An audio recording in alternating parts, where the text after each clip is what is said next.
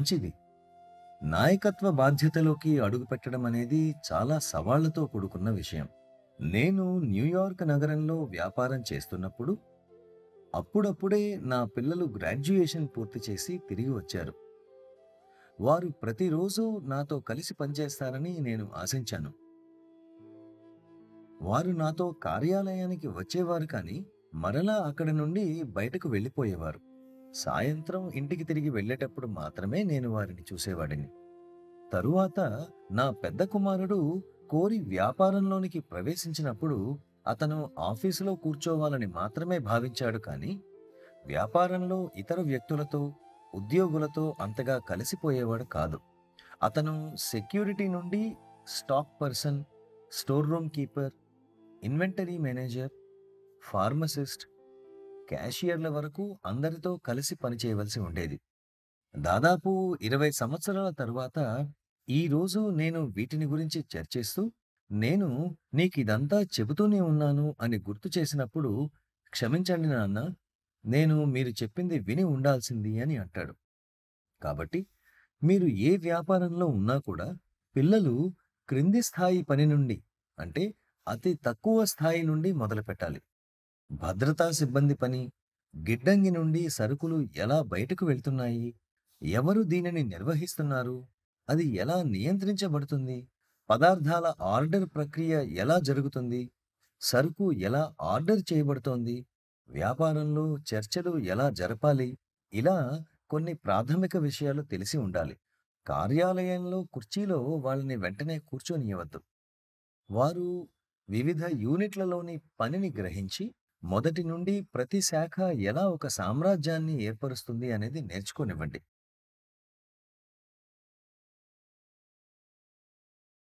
ఇంకా మనం వ్యాపారాన్ని ఏ నైతికతతో చేస్తామో వారు అదే నేర్చుకుంటారు. మనం షార్ట్ కట్ దారుల్లో వెళ్ళాలనుకుంటే వారు అదే నేర్చుకుంటారు. కాబట్టి మనం వారితో సరిగ్గా వ్యవహరించాలని నేను కోరుతున్నాను. So we have to, I think, deal with them as if you are teaching them whatsoever we are teaching one for the last time. And they should be able to absorb that. See.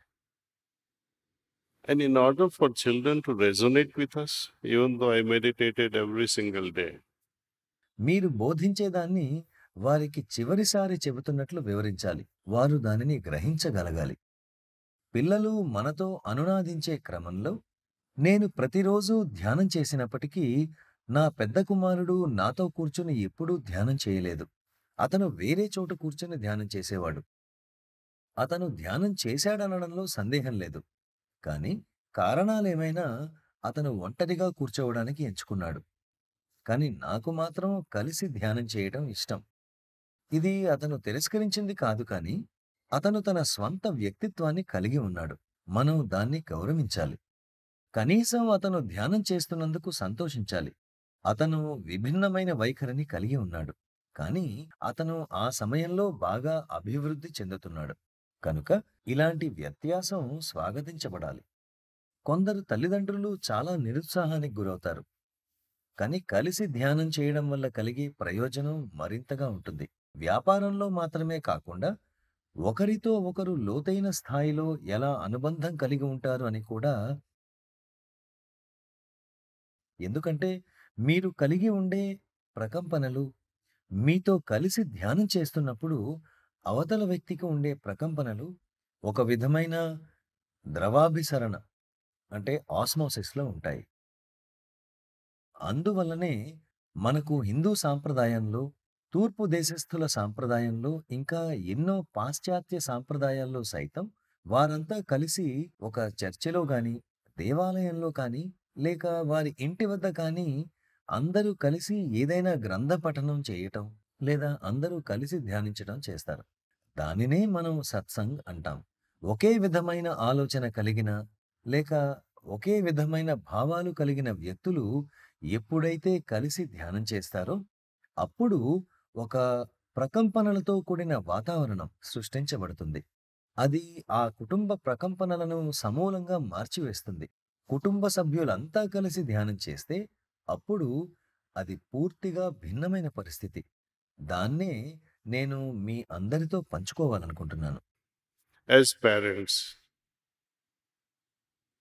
when children were growing, you see, a year, 6 months, 2 years old, whenever we meditated early in the morning before they woke up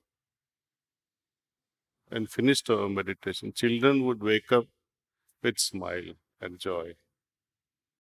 పిల్లలు పెరుగుతున్నప్పుడు 1, 2 సంవత్సరాలు లేక 6 నెలల వయసులో ఉన్నప్పుడు తల్లిదండ్రులుగా మనం వారు లేవకముందే వేకువజామునే మన ధ్యానాన్ని పూర్తి చేసుకుంటే వారు సంతోషంతో నవ్వుతూ లేస్తారు.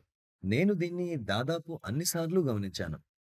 ఆ వాతావరణం సృష్టించబడినప్పుడు పిల్లలు ఆ సానుకూల ప్రభావంతో దానిలో ఇమిడిపోతారు. ఏదో ఒక ధ్యానం కాదు. ప్రజలు అంటుంటారు, నేను కళ్ళు మూసుకుని మంత్రజపం చేస్తున్నాను అని. అది మీ ఎరుకను మారుస్తుందా? మీరు సమాధి స్థితికి దగ్గరగా వెళ్ళారా? ఇది ఒక ప్రశ్నగానే మిగిలిపోతుంది. మీరు ఆ జపించడంలో తీరిక లేకుండా ఉన్నారు. అది పవిత్ర శ్లోకమైనా లేక ఇతర శృంగారానికి సంబంధించిన పుస్తకమైనా మీ చైతన్యాన్ని మార్చనంత వరకు అది ఏదైనా ఒకటే. ఏదో ఒక ధ్యానమైనా లేక జపమైనా మీ చైతన్యాన్ని మెరుగుపరిచేలా మార్చగలిగితే దానిని స్వాగతించాలి.